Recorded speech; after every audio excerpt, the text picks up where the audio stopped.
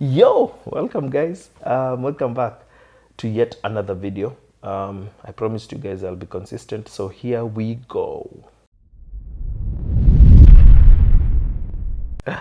So today's tip is basically about lighting, and one of the things that makes me cringe is when I look at footage and I can see footage that is bad lit. Like, people don't give attention to lighting, and yet lighting is everything. Lighting is probably the biggest thing that you'll ever encounter when you're doing video or photography.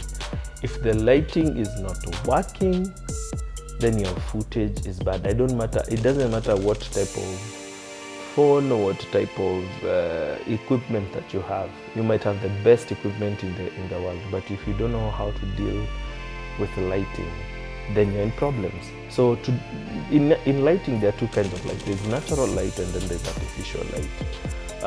And then there's how the camera and the lens that you have relate to the lighting basically with the lighting. So today I'm using natural lighting, at the same time I'm using artificial lighting. So on my left, which is your right, I have natural lighting. So I'm shooting against my window. It's giving me good lighting, as you can see, but I have some shadows on this side. And then the other thing that you have to remember to consider is that where is the lighting and where is the subject and where is the background. So there's the foreground, there's the middle, and then there's the background. So basically, if you're careful, you'll see that I don't have any shadows behind me, because I've ensured that where I have placed myself, the light is hitting me but it's not creating a shadow. So I'm a bit in front, so there's no shadow that is hitting me. And then I have a natural light, which is the bulb in the house, which is trying to deal with this side of me where there's a bit of shadow, so that I can be able to be a bit lit on this side. That helps that. So what you need to always remember is put your subject, remember the foreground where the light is coming from, put your subject against the light, and then always remember to deal with the background. Ensure that there are no shadows, or the background is plain. It's not too busy. It's not distracting the viewer from the subject, like who is me. The other thing that you need to understand is that with artificial lighting, sometimes it can be harsh, so you need to ensure that it is filtered through. So I see people using, either they use the sun when it is out and it's harsh, or they use the the artificial light, which is so bright and it's harsh. So what you always need to figure out is when to shoot. The best times to shoot is either it's called the golden times or the golden hours, or during a cloudy day. A cloudy day, you don't have harsh light, so that's during the day. Never shoot in harsh sunlight. Like when the sun is out, it will just make your footage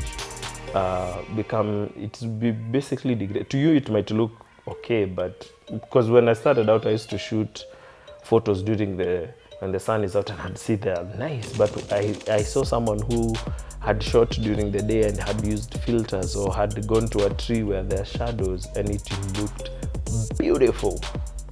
So basically, always consider lighting. Lighting is everything. Oh yeah, the last thing about lighting, there's the thing that you'll deal with is called highlights and shadows, basically. So highlight is where the light is coming. So if you're shooting, actually ensure that's why today I wore black. Ensure that you don't have a lot of white in your footage, because it becomes harsh. It can easily become distracting to the person viewing your video, so that you're not enjoying your footage. I've seen people shoot against the window, like they sit in front of a window. There's a lot of light coming from the window into the footage.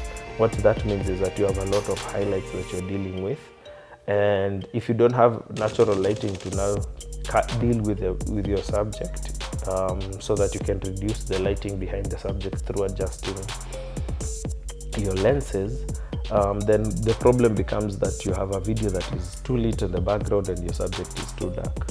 So that's a no-no. Never shoot against where the source of light is coming from unless you're using it creatively with other lights to ensure that you have a good footage. I think that's a good tip for this week. See you guys in the next video.